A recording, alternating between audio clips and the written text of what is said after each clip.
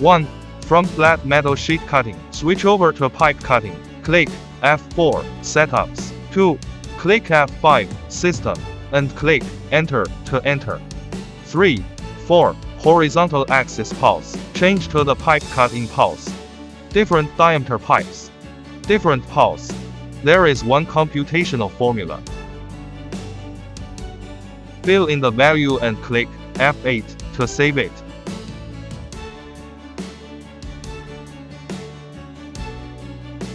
4.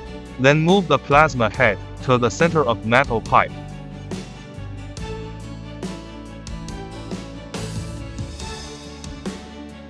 5. Turn on the rotary axis, switch on the control box.